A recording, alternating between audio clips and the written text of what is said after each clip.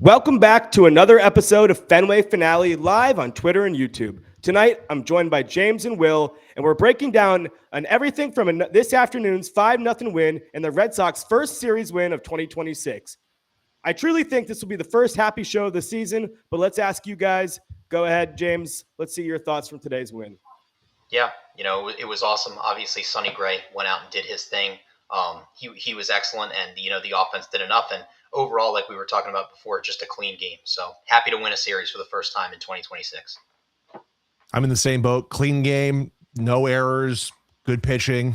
We got the job done. 5 runs, actual run support. We didn't give up runs right after we scored some runs. That's almost like uncharted territory for this team. So overall, a very clean win. This is exactly the kind of win that ownership wants to see and was promising us as a fan base too in the offseason. So, again, this is what we need. I agree with you guys. My biggest takeaway from today's win was if the Red Sox want to go anywhere this season, this is the exact type of win they're going to have 85, 89 to 90 more times this season. Is perfect defense, okay offense. They're going to score a couple runs. They played some small ball today. We'll get into that later. And a great starting pitching performance by Sonny Gray or whoever it is on the mound that night. But that's exactly what the Red Sox did today. Sonny Gray went out there, got 6 1/3, great shutout innings. He was great all day. Of course, we'll talk about him later. The bullpen was good enough today. We'll talk about that as well. We had a great Major League debut by Tyler Samaniego. And, the offense did just enough to win. So if the Red Sox are going to go anywhere, this is the exact kind of win they're going to have 85 to 90 more times if they're going to make the playoffs. So today I was very happy to watch a good, clean baseball game from the Red Sox. But I guess we'll start with Sonny Gray because he was the star of today. If you guys have any comments on him to start, we'll let you start it off. Yeah, I think Sonny Gray, again, he did exactly what a number 2 in a rotation should be doing, or at least a number 2, number 3 kind of spot. And he mentioned post-game too. He gave credit to Crochet for setting that rhythm from yesterday and kind of carrying that momentum into today as well. Again, I love that. There's a lot of signs of a veteran presence from Sonny Gray today too. Cora wanted to take him out, and after 6 innings, not have him come back out in the 7th, there's a little clip of him in the dugout, basically telling Cora, if you want another 0, I got another 0 in me. And that's just what a veteran presence, a veteran pitcher should be doing for this relatively young starting rotation. So I love seeing that off the mound, but what he did on the mound too can't be ignored either. I think, 90 pitches again, he was able to manage his pitch count. He was able to induce a lot of soft contact today. Only 2 strikeouts. Wish that number was up a little bit more, but again, he did everything he was supposed to do and then some. That's 2 great starts for him at Fenway. I am starting to believe that he loves pitching at Fenway. He mentioned after his first start at Fenway on opening day, the home opener, and I'm excited to see what he does for the rest of the season. Yeah, and I think the biggest thing with Gray is, and playing a clean game behind him, is he's always going to induce a lot of ground balls. So I think that's the most encouraging sign. Obviously, like you said, Will, would like to see a few more strikeouts than 2, but he's not going to go out there and be a Crochet and strike out 8 to 11 each time out. He's gonna have lower strikeout numbers, higher contact rate, a very high ground ball rate. So it was great to see just a clean game behind him, and obviously had everything working today. I think if this was in June or July, Cora would have probably let him finish through the 7th. But with the pitch count at 90 this early, it was a very cold day at Fenway, which didn't help things, protecting him a little bit. But this is what a veteran does, and this is what a stopper does. And Sonny Gray, he's not expected to be the ace, but he's expected to be, a solid number 2 right behind Crochet. And he and Crochet have really answered the call the last 2 days when their team has needed them most. My initial takeaway from watching Sonny Gray today was the passion he showed. I saw a lot of Jake Peavy in him, a lot of fieriness off the mound. He limited some hard contact today, but one of his 2 walks today, he started off a batter. I don't remember the batter off the top of my head, but he started off the batter 3-0. He got back 2 straight pitches in the zone. He battled back to 3-2, and then he threw a cutter up and away that just missed the plate. And he was coming off the mound screaming, upset with himself that he didn't get that over the plate. He didn't throw a better pitch in that spot. And he was no one on base, not in a big spot. He had the lead. I just thought that fire, his competitiveness is exactly what this team needs. And the example he set today was very good for a team that was struggling. And I was very happy that Crochet and Sonny Gray put together 2 back-to-back tone-setting outings that this Red Sox team definitely needed. And hopefully they build off of that. Absolutely. I think, too, we don't give him enough credit. The Brewers have faced Sonny Gray numerous times in his career with his past teams. It wasn't as simple as going out there and, it's David Hamilton at bat, right? Like, that's a mean lineup, and what Crochet did, as well as what Sonny Gray did today, I don't think he could be ignored, and I give him major props again against that lineup too. That lineup can pop at any time. Yeah, I mean, best record in baseball entering today, tied with the Dodgers. And Will, I know we talked about this last night, but Sonny Gray in his first 4 starts this year facing his former team in the Cardinals, Milwaukee today, San Diego, another NL, so 2 NL Central teams, an NL team, and then he goes and faces Minnesota next, another one of his former teams, just not helping with like the familiarity aspect of it, which I think makes this even more impressive. Excuse me, not St. Louis, Cincinnati was his first start, but same point. Right. And then I believe, if I'm not mistaken about the schedule, he might be aligned for the Yankee game at Fenway, another former team of his. Exactly. Yeah, it's something else. But I mean, he's answering the call. He's doing his job, and like you said, I think keeping that lineup down, they had the best run differential in baseball entering the game today. That was quite impressive.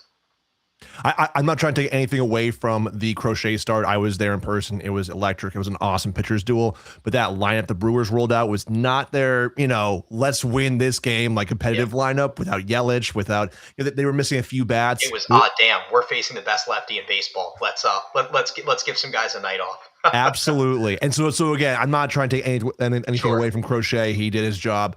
But again, just to see the momentum carry over, that was kind of my worry walking out of Fenway last night after a win. We saw it after opening day. We win at home, the whole camaraderie, the whole ceremony, everything. And then the next day we show up completely flat again. So I was worried about that today. I was sitting there in the office following the game. It was a 1:30 game on Wednesday. Gotta love that. And I was just really pleased to see that momentum from yesterday just carried right on over.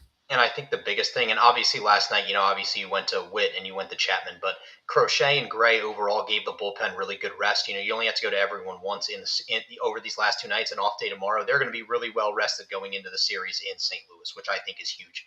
Because with Suarez and Bayo starting, you're probably going to need to get some depth out of those guys, out of the bullpen, excuse me.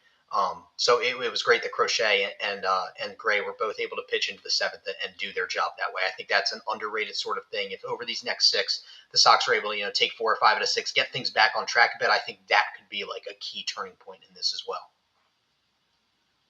You just mentioned the bullpen and how it's going to be more rested going into St. Louis, but as of this morning, Justin Slayton is going on the IL. We lose one of our back end of the bullpen arms. And we brought up a reliever today that I think we all wanted to talk about, who made his major league debut, who was really impressive. Will, did you want to talk about Tyler Samaniego today? I thought, 3 strikeouts against a pretty good lineup.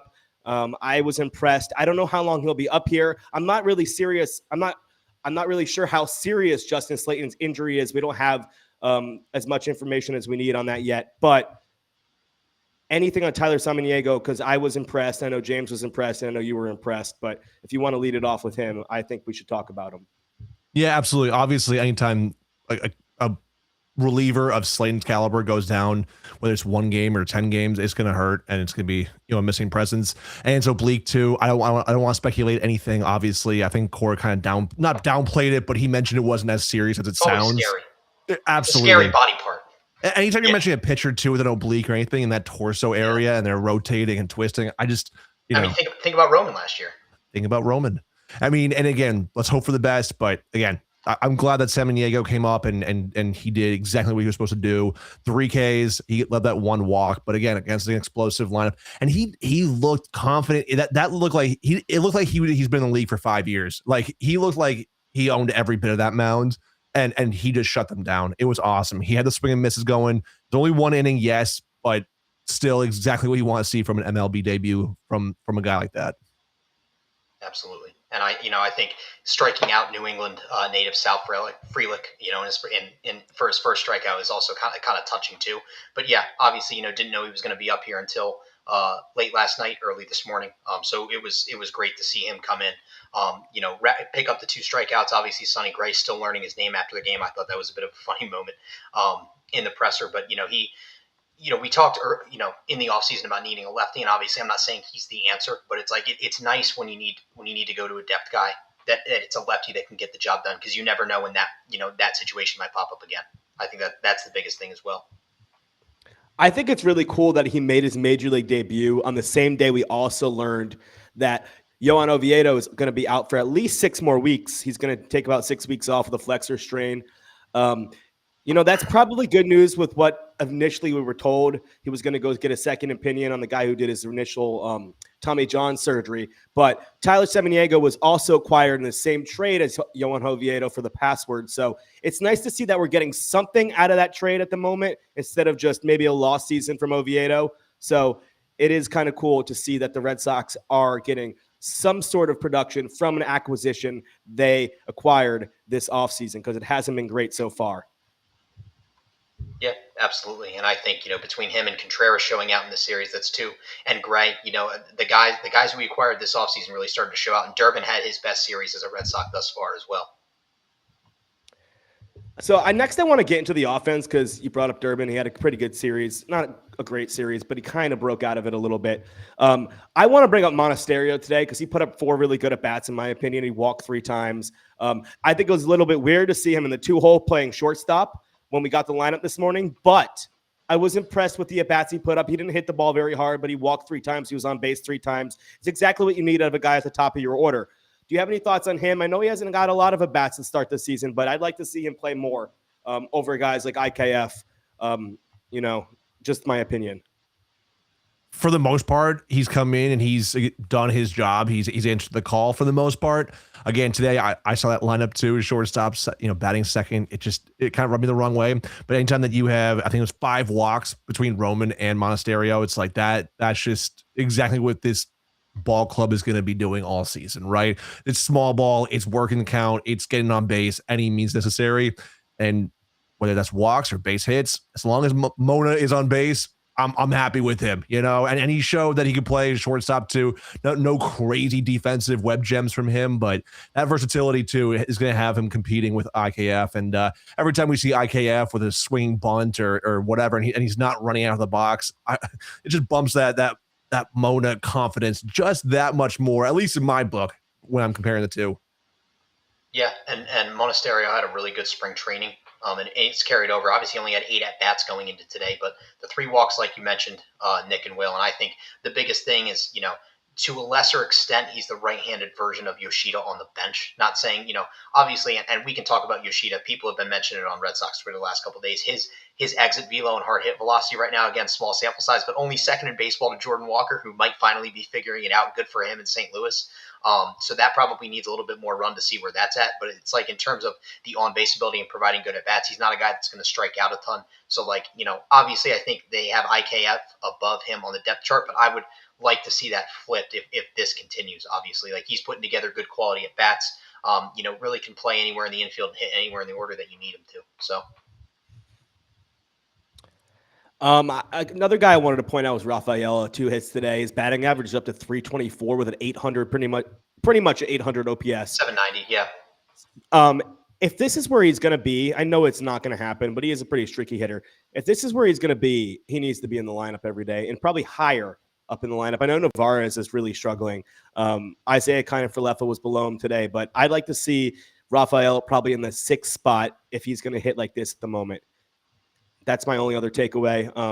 The defense, he made a couple good plays today. I know we kind of got down on him on his defense, kind of lacking lately, especially compared to last year. But I think he made a really good play today in the sun, kind of over the shoulder, like that kind of play. I think today he had a really good game defensively and at the plate. So I wanted to shout him out today. I think Core putting him 7th in the lineup yesterday against Mizorowski also shows a lot of confidence that AC has in his bat, and the subtle improvement that he has made since last, in terms of consistency, right? Obviously we saw what he did pre-All-Star game last year. I'm not saying that it's back to that level, but when you're facing one of the best pitchers in baseball and you're bumping him up from 9 to 7, I would like to believe that that's AC recognizing, a major improvement in his bat. Honestly, I like him hitting 8th or 9th and turning the order over for Anthony and Durant. I really do. I think it's like, not that he's a Bill Miller level hitter, but thinking all the way back to 03, it's a guy to turn the order over with speed, with a little bit of power, with somebody who, when he's going well and there's guys on, he's great with guys on base, especially. We know that. And when the situation gets clutch. So I honestly like him down low because if, when he's going through his cold streaks, it's like, all right, you know what you're getting. You're not putting him up with, the 4 and 5 guys getting on base. And when he's hot, he's turning the order over for the top. So I think that's the perfect spot for him. And it kind of lets him hide there a little bit. There's not as much pressure on him. And it allows him, I think, to use his skill set, the best to set things up for the top of the order. I think it's a perfect spot for him, really. I'm fully in agreement with that too. Get his speed on the base pass before the top of this order, 100%. I think also too, it's like allow other teams to continue to devalue that 9 spot and then let him ball out. Absolutely. No, I'm with you. Nick, I don't know if you were going to bring him up. Another guy I wanted to bring up, just overarching thought from the series is Story. Moving from the 2 to the 5 spot has done him wonders. RBIs in each of the 3 games in the series, he's been making much better contact. And Cora spoke after the game last night, like with Story, when he turns a corner, either good or bad, it comes really quick like that. And he's turned a quarter for the better. And obviously, it's not like he went 9 for 12 in the series, but he's making hard contact, putting good at bats together. A couple sacrifice flies in the series. Obviously, the single later in this game. I thought the 2-run double last night, probably the biggest hit in the series. He's turning the corner and going really well right now. And, he came, Cora said he came into his office on Monday and was like, no, I'm playing tomorrow because one of the coaches told him, he was playing and thought that might mean from AC that for some reason he might be getting an off day. Obviously was DH today to get him off his legs. And with the off day tomorrow, it's kind of 2 off days for him. There are 2 pseudo off days. But I think he's really turned the corner and I think putting him in the 5 spot takes a little bit of pressure off him. It allows him to see some better pitches. He's not the protection for Roman, so it's not like they're pitching around Anthony to get to him. He's seeing better pitches to hit. I think he's in a better spot, and just mentally, the confidence is so big for him. He's playing better defense too. Like that pick the other night, last night on the backhand, probably the biggest defensive play of the season thus far. And I think it's done wonders for him, and I think keep him in that 5 spot because that's the perfect spot for him. That's really where he should be on a contender, 5th or 6th. I don't want to see him batting.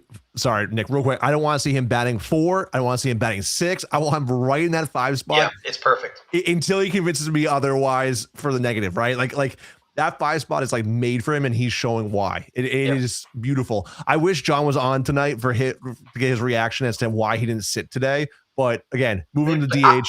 But there's no reason. See, he was going well the last 2 nights. We didn't need to sit him. Yeah, 100%. I'm all for it. I mean, 2 RBIs today. That was awesome. But again, I know that John's been talking a lot about getting him off his feet for at least a game or 2, completely, not just DHing. Yeah.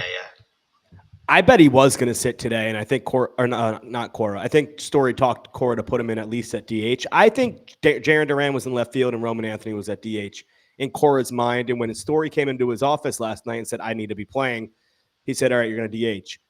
The other thing I do want to talk about is Jarren Duran is eventually going to play a lot less games if this is how it's going to, if Rafael is going to keep hitting and Roman Anthony's not going to sit. Jarren Duran's going to be the odd man out. How is that going to affect him? How is that going to affect this clubhouse chemistry? Because he's too good of a player to be only playing 90 to 100 games a season. That's kind of how I think. And I don't know if he has the personality to just accept the fact that he needs to be on the bench for the team to be a better team. I think that's kind of how I think it's happening right now. This was just kind of the ultimate lefty mashers lineup. I think on a typical day, you'd have Duran or Anthony DHing today, and the other one playing left field. Like, I don't think Duran is going to be sitting a lot. I think it was just more circumstantial this series and trying to, get his bat going again. But if the team wants to get to where they want to get to, they can't have Duran sitting, every other night or, 2 out of every 5 games. Like, they need him in the lineup every night. And I know we talked about having Yoshida in the lineup as well, and that's where you get to, when can Rafael get a night off, or do you put Rafael at second? There's a lot of juggling parts and a lot of guys that you need in the lineup, but I truly think Duran is one of those guys that you need in the lineup because guys are not going to get better by sitting every other day. If you want them to get good and get into a rhythm, they need to play every day or play 6 out of 7, whatever it may be. So you want to give them 1 off day a week, fine, but I mean, it can't be more than that. And we know from 24 that this is a guy who, wants to play 162, that AC wants to play 162. So, we almost did it then, almost did it last year. So I don't anticipate this, continuing as the season moves forward. We're also not going to see Story DHing. Correct. I mean, pretty much at all. I don't want to see him DHing. Correct. Now that he has back and swinging, no pun intended. It's like now get him at short and get him back and his confidence in the field again. If his arm is shot, then we move Mayer over to short. That's a whole separate conversation. But Story has the skill set still to find somewhere in that infield to be playing, whether it's second or short. It should probably I think we all agree Meyer should be at short and Story should be at second. I don't think that's going to happen until Story continues to botch these balls and make errors, which he's done thus far this season. But I think AC is going to give him a little bit of a longer leash, being a veteran. But this stuff is going to work itself out. Whether an outfielder gets hurt, whether Story or Meyer gets hurt, because if that's the case, you'd probably move to maximize the rush. You'd probably move Rafaela into second and then have Yoshi. It's just, that's better than having IKF or Monasterio start every day. It's like, not that I don't want anyone to get hurt, but it's baseball. Somebody is bound to get hurt, and somehow them kicking the can down the road with the outfielder is going to end up working itself out, unless it doesn't, and then hopefully they actually act on it at the deadline and trade for a bat. And let's not forget, last July, Yoshida was taking reps at first base too. I'm just throwing that out there. Yoshida was traveling the world until last July. I don't know. I don't know what they had him doing or what deal they signed him to not have him up until the middle of July. But the thing about first base was last year, first base was a weak spot. It was an issue all season long. Right now, first base is occupied by one of your best players. So it's not like you could just stick him at first base anymore. I saw talk about why not move Roman Anthony to first base. That was made fun of. That was talked down on a few years ago when that was brought up eventually. Last year, that was a better option than it is now. I know we didn't know about the throwing issues until now, but now you want to move him to first base? That's stupid. Last year, it kind of made a little bit of sense. You didn't have a first baseman. I don't know. I think when you're not moving Contreras out of first base, so first base is not an option. We talked about it with Casas last night. It doesn't really matter to me because he's never going to play unless Contreras goes down for a significant period of time. And he's the kind of guy where I don't think he is going to go down. He is a pretty durable player. I know I should probably knock on wood, but Contreras is a guy that wants to be there every day. He wants to be in the lineup, and I see him playing 150-ish games this season. And for reference, let me clarify to everyone that is just listening and not watching. I think that we will sooner see Wally taking reps behind the plate as catcher before we see Yoshida at first base. That's not like an actual thing. Or they'll have Narvaez go back there with the Wally head instead of his catcher's mask. Exactly. Yeah. Just put a visor over it. Yep. Yeah. No, I mean that the whole defensive logjam or offensive logjam, however, it's somehow it's going to work itself out. And I'm not saying it's going to work itself out by the end of the Cardinals series, but at some point it's a long season. Whether somebody struggles and they're relegated to the bench, somebody gets hurt. The thing is, I know Coley talked about it on Section 10. It's similar to the Celtics in 2018-19 when they had Hayward, Brown, Tatum, Kyrie. They had a lot of playable guys at the same position, but they weren't all playable. Granted, we're not good enough and talented enough to be to even have this conversation right now. We're a 4-8 baseball team, so I mean, it's like we should just be playing our best nine. Ultimately, I think it's gonna somehow with the performance of Meyer or Durbin, one of those guys, I think it's gonna be an underperformance thing, and that's how it'll work itself out. I kind of do want one more thing about, we talked about taking over for Story at shortstop and Meyer. You said it could be if you don't see it happening until Story completely falls off a cliff and he can't throw the ball to first base anymore. I kind of put it the other way. I think it happens when Meyer takes over shortstop and he proves he can hit and stay on the field 162 games and hit lefties. And that's when they make this decision to move him over to shortstop. But when are they going to give Meyer a chance to take? They're not going to give Meyer a chance to take over shortstop. That's exactly it. It's not happening this year. It's not going to happen this year. Maybe it does next year, but even then, I don't see it happening until Story is completely out of or off the Red Sox. I just don't understand like guys not wanting to move. Story was one of the best defensive second basemen in baseball in those 95 games in 22 when he played second and Xander played short. And obviously Xander didn't want to move to second either. That was the whole, but it's if it would help prolong guys' career and maybe win them a Gold Glove or make them an all-star team, whatever. But it's for whatever reason, I think it's an ego thing. Xander Bogaerts is an established name in the league where Marcelo Meyer's not. Yeah. And Bogaerts has somehow gotten better since he left Boston. His defensive metrics are not great in Boston. They are much better in San Diego. He also has more innings at second base with the Padres too than I believe his time here in Boston. Bogaerts, but and again today would have been a perfect example to put Mayer at second. At shortstop, right? Story's DHing. You have shortstop open instead you go with Monasterio, Meyer ain't facing a lefty. We know that. I know that. I know that, and I will always harp on that the home opener home run, yep. right? Like, absolutely. But again, like these are the kind of games where If it's you're like, gonna let okay, him face a lefty, it should be a Shane Drohan on his major league debut. It should be a guy that doesn't have overpowering stuff like Shane Drohan. If you want Dude, to he's say probably if faced Drohan in so many inter squads because they were in the minors at the same time together. So all those spring training backfields and then other inter squads when guys were going live in the minors, like he's probably faced him a bunch in that setting. exactly, it's like if you want to sit him against Tarek Skubal, you want to sit him against a Chris Sale, you want to sit him against like a Trevor Rogers. That's fine. These big time lefty arms with nasty stuff. Go ahead, platoon him in that game. But if you're gonna get him experience with Trevor Story's at DH, put him at shortstop and let him hit the lefty who throws 91, 92 and can't find the zone. Marcelo Meyer probably could have walked 3 times tonight, and he might not even swung the bat, but at least he could have saw some lefty pitching. that aside too, I understand not like if Story is playing short every day and not wanting to mix things up and put Mayer in there, but at least today, all right, have Monasterio start. You have a 5-0 lead. The Brewers bats were dead all day. How do you not sub him in there, get some innings at short, just see what he can do? It almost comes across to me like AC is like afraid of like what the media and the fans would make of that, right? Yeah. It's 5-0. Just bring him in toward the end. It's like what's the harm? Where's the harm there, right? If they brought Marcelo in for Monasterio short there toward the end of the game, call it 7th, 8th inning once we had the 5-0 lead. I don't miss opportunity in my opinion. I don't think they want to go down that road because if they see Meyer, even for a few innings, play well at shortstop, they know what the conversation is going to be because they probably know internally what the right move is. So they don't even want to go down that can of worms unless, Story is out for like an extended period. Then it's like, all right, turn it over to Cello and see what happens. And, obviously Marcelo has to perform better offensively, like against righties. I know he's down under 200 right now, but the overarching conversation is he's not going to learn to hit against lefties because he's not facing any or hardly any. Part of me believes that with ownership telling AC like we don't want that. But again, was it John Henry just learned like 2 days ago that the chant is sell the team, right? It's like he's so not with it. Does he know that Mayer can even play short? Is that even like in his head as like a consideration? He knows who Marcel Meyer is. I know. I really don't. I don't think he knows who half the players on his team are.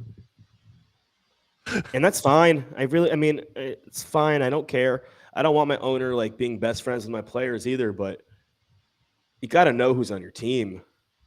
He might know everything, but you never know. It doesn't seem like he does.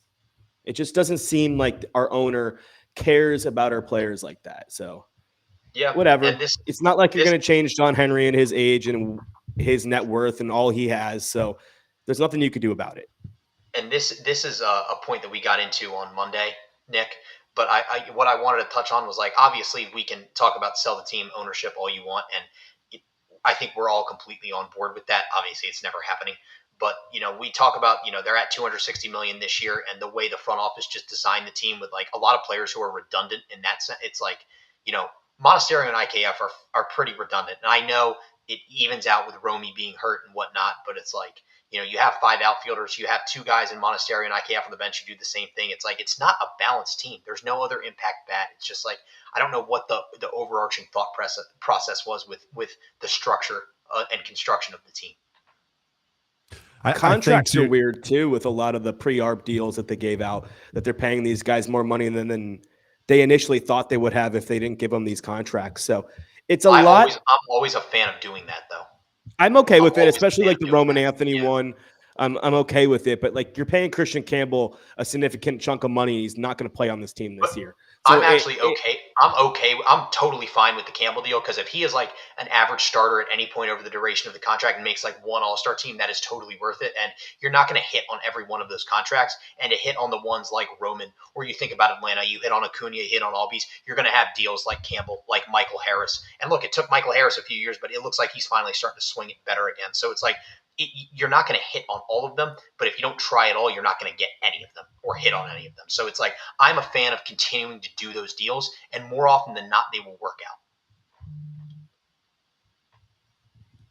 Yeah, it's like when you go down the roster and it's $260 million, it's not like all $260 million is going to this 2026 roster. I mean, you're paying Bregman deferred money as well. There's a lot of issues with how this roster was set up, like you were saying. So I don't know. I think the next thing we're going to get into today is just the St. Louis series. We have a day off tomorrow, but this is a series the Red Sox should go out there and dominate.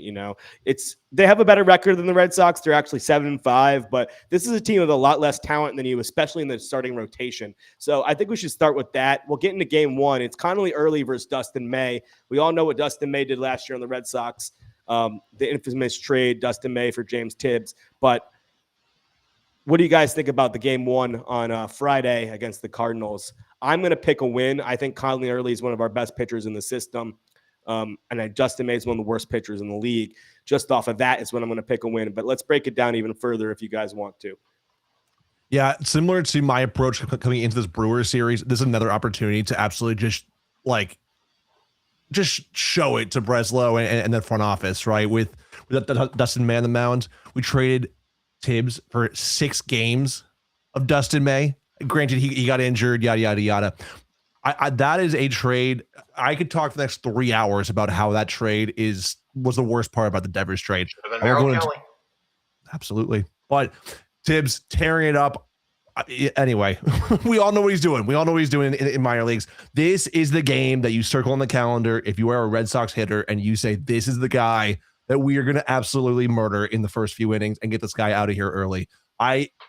I can't wait for this game. You have early on the mound, that's already stacked in our favor. Then you go up against Dustin May. Dustin May has been abysmal to start the year. You thought that he was bad last year with us? ERA.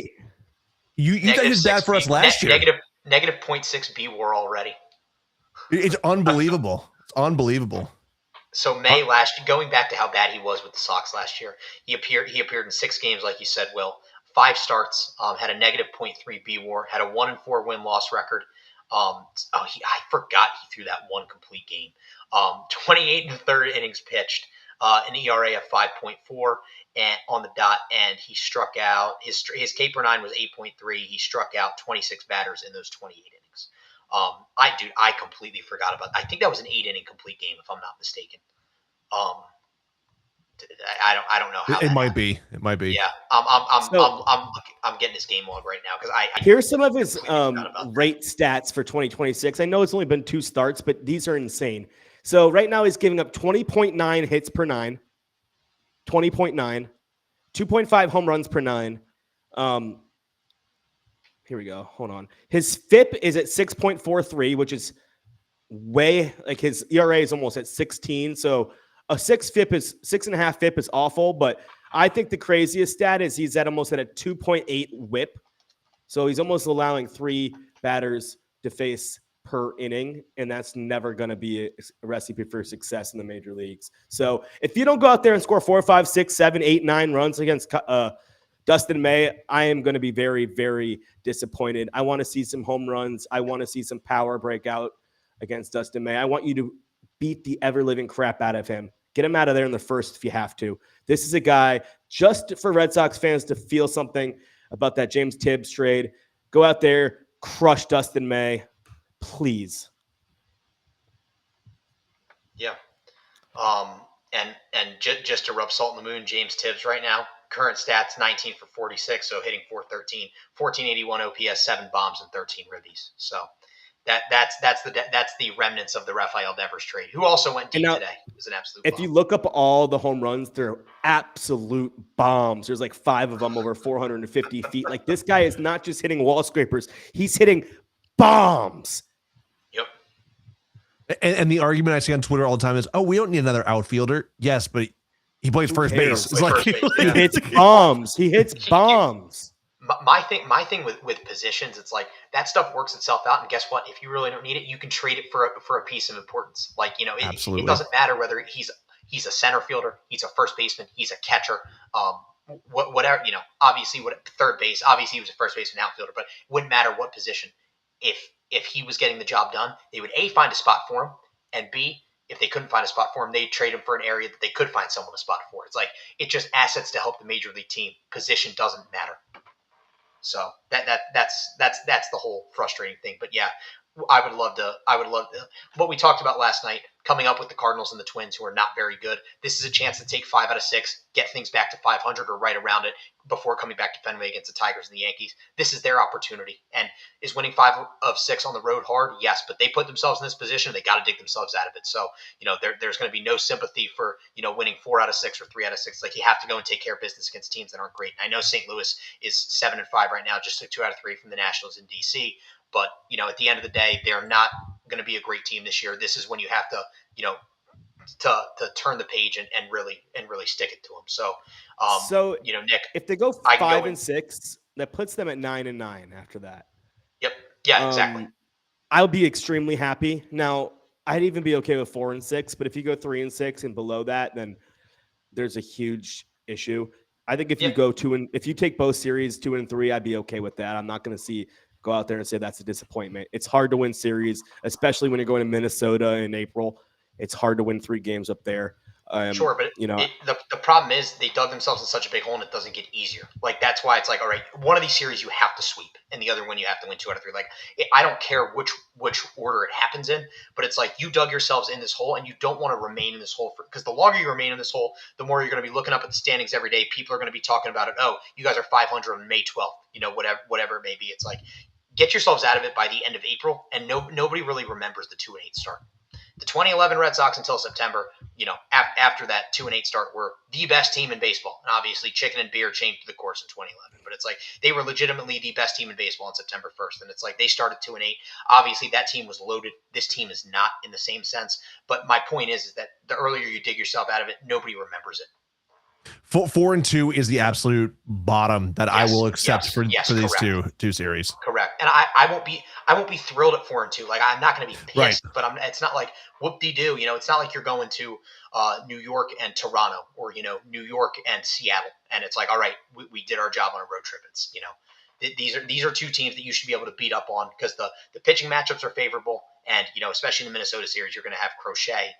No, Crochet will be going on Sunday, but the point is that they should be able to take care of business. Crochet is going to be Monday, but right? I realize that. I'm literally looking at the probable pitchers right now. So if you want, I do have a win for tomorrow. If you want me to just say the other 2 probables, Nick, I'm good with that. Let's start. I think Saturday is the big one with Ranger Suarez pitching, but go ahead. Let's go through all of them. Ranger Suarez against Kyle Leahy on Saturday. Leahy 1-1 with a 5.40 ERA. He's only struck out 5. Suarez 0-1 with an 8.64 ERA has also only struck out 5. Would like to see those strikeout numbers tick up. And then Sunday afternoon, 2:15, Brian Bayo 0-1 with an ERA at 9 on the nose, 7 strikeouts and 2 starts, facing Andre Pallante 1-0 with a 1.80 ERA. Only 5 strikeouts, but Pallante has been one of the better pitchers for the Cardinals thus far in 2 games this year. But yeah, let's get into Saturday as well.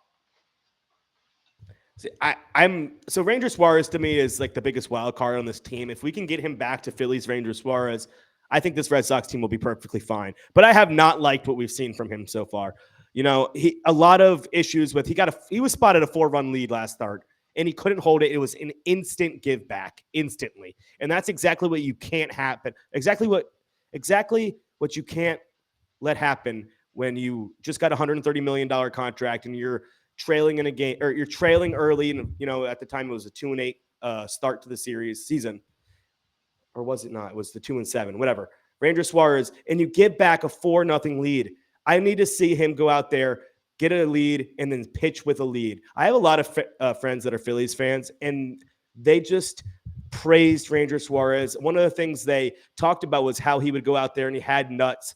He'd get a lead and he'd hold it. He'd love to pitch with a lead. So I want to see that on the Red Sox. I know my Phillies friends were praising him for that kind of stuff. I know his postseason success and everything like that, but I need Ranger Suarez to step up to the plate, earn his money, earn his $130 million, and be the number 2 starter the Red Sox need. Sonny Gray is stepping up the last 2 starts. It's time for Ranger Suarez to turn the corner. So I'm going to say the Red Sox do win that game, but that is the one wild card game that I think will be tough if I had to pick out of this 3.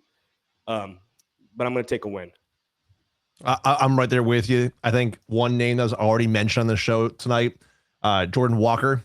When you have a pitcher that pitches to contact like Suarez, someone like Jordan Walker with his exit velo does pose a threat, right? Especially when Suarez hasn't been his best to start the season.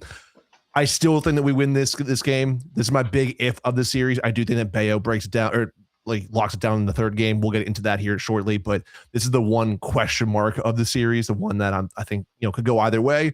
Obviously, I hope Suarez just goes out there and dominates. The Cardinals don't have the best lineup, but Weatherholt, Jordan Walker, they do have their bright spots in that lineup. So we'll see. But Suarez does have to go out there. This could be a solid statement game for him too.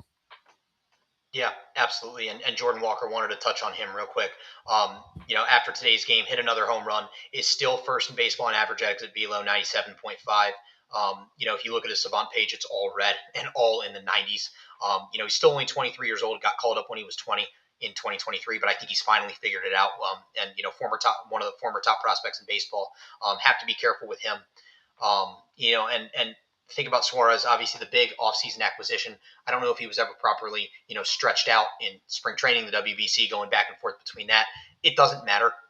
Has not pitched well at all. And if this team is going to go anywhere, they need him to pitch well. So have to take advantage against a weaker Cardinals lineup. Obviously do have some solid pieces, but need to be able to, if you're Suarez, to bounce back. And, you're facing a National League team, a team that you're more familiar with the Phillies than you are in any American League team, which should help you. So it's like at a certain point, you're getting paid $130 million. The excuses not the excuses, but the lack of buildup or whatever, that doesn't matter. You need to go out there and execute and perform. So we can talk about this third game with Bayo and Palante, but I think one thing I do want to mention about these three pitchers that we're facing in this Cardinals series in May, Leahy and Palante, is the lack of swing and miss they have. Dustin May is probably the guy with the most swing and miss, and he's one of the worst pitchers in the league at the moment. So the Red Sox are still striking out at a high clip after this Cardinals series, there is an issue. So that's something I'm going to keep an eye on. If they can go out there, put good at bats against these pitchers with not overpowering stuff. Palante's a big ground ball guy. I think he's in like the 90th percentile on ground ball rate. But you cannot strike out against these guys. You have to put up good at bats, put the ball in play. And that's what they did against the Brewers to win games. That's what they're going to have to do against the Cardinals to win games. So that's what I'm going to look on the offensive side of things. Yeah. And, I know we're doing game by game predictions, but I'll somehow be the optimist. I think the Red Sox do end up carrying this momentum and sweeping St. Louis. So there goes. That spoils my prediction for Sunday, but there you go. There you have it. I'll be the one that's always an optimist, and I think they take this momentum and ride it in. And they'll probably make me look stupid and win 1 out of 3. But there you have it. So I'm going to take the first 2 wins. And I want to go sweep. I really do. But the only reason I'm not going to go sweep is I don't think Brian Bayo is going to get through enough innings in that finale. Sure. He might go 5, and I'll be happy with 5. But I think Cora's going to put out a lineup if the Red Sox win the first 2 games. He's going to put out a lineup out there that's just abysmal, kind of like today's lineup, to be honest. I just don't think it's going to come through offensively like it did today. So I think they're going to take the first 2. Cora puts out some sort of punt lineup on getaway day as they travel to Minnesota, and they lose the getaway day, unfortunately. But I wouldn't be surprised if they swept them, and they need to sweep them. If they sweep them, they get to 7 and 8. That's a very big deal going into Minnesota. So I hope they sweep. I'm going to say 2 out of 3. But yeah. I'm also that 2 out of 3 boat. The Bayo game does scare me. Bayo's he was my question mark coming into the season. Yes, he had a great spring training. He had a good WBC, yada yada yada. But so far, it's just been kind of his old self in some ways. I'm not going to beat a dead horse here. We know what the Cardinals have in their lineup. If Bayo goes out there and it's his spring training self, his WBC self, he's going to mow him down. But it's a matter of if he's going to be able to harness that again, right? That's the main question point. We'll see what he does. We'll see what he does. This Andre Palante, the pitcher for the Cardinals too. He looks pretty solid so far. His K numbers aren't crazy to start the year. I believe he has 3 in each of his 2 starts. So hopefully, bat on ball. I don't care if it's a small ball win. Just again, like we said, 2 out of 3 of this series at least. That's the bare minimum. I agree. I mean, I don't think there's a way that you never know with how they played so far this season, but if the Red Sox don't win 2 out of 3, there's an issue. They got they did something stupid. They made errors. That is the only way they lose more than one game this series, in my opinion. But you never know with how 2026 has gone and how it started. So I just hope they go out there, they play like they did today. If they play like they did today, they're going to win 2 out of 3 easily, and with a chance to win all 3. So that's my takeaways. I don't have much else from this. Any final thoughts from you guys? I think today was a good jumping off point for the away series. I think it's just, again, carrying the momentum. Don't aim for the fences with the homers. Small ball does win when your pitchers can carry you. And just, again, let's go ahead and win as a team, and keep Trevor Story in the 5-hole. Keep this momentum up and go win another series. And it's like you start stacking series wins, mix a sweep in there at some point. Eventually you get yourself out of this hole, but you can't get there without continuing to stack wins. So go out there and take care of business against a team that you know, theoretically on paper you're better than, even though the records don't show that this early in the season. Go do your thing and get to Minnesota in a much better spot. Yeah, I guess my final thought would be I think Roman's really close to breaking out. He's had his issues out in the field. I think he's going to go on a tear offensively soon. His batting average is near the 220s, but he had 2 walks today, had a couple good at bats. So I think he's near breaking out. I think we're going to see that batting average jump. I hope the power skyrockets as well, but I think that'll come when he gets older and he gets a little bit stronger and matures a little bit. But I just want him to get on base, hit the ball hard, see some extra base hits. He only has 1 double this season. That's something I'd like to see a little bit more of. But yeah, Roman Anthony, my final thought, he needs to go out there, and I see it coming. I think it's going to come soon. So hopefully he breaks out this road trip. He brings it back home against some good teams, and we get back home around 500. That's it from me, guys. But one more final thought. Wilson Contreras goes deep this weekend against his former team. There you have it. Wilson Contreras goes deep this weekend against his former team. Love it. That's fine with me. Yeah, thank you guys for watching. This is another episode of Fenway Finale. You can find us on Spotify, also on Apple Podcast and YouTube and Twitter as well. Thank you guys for watching, and more coming soon.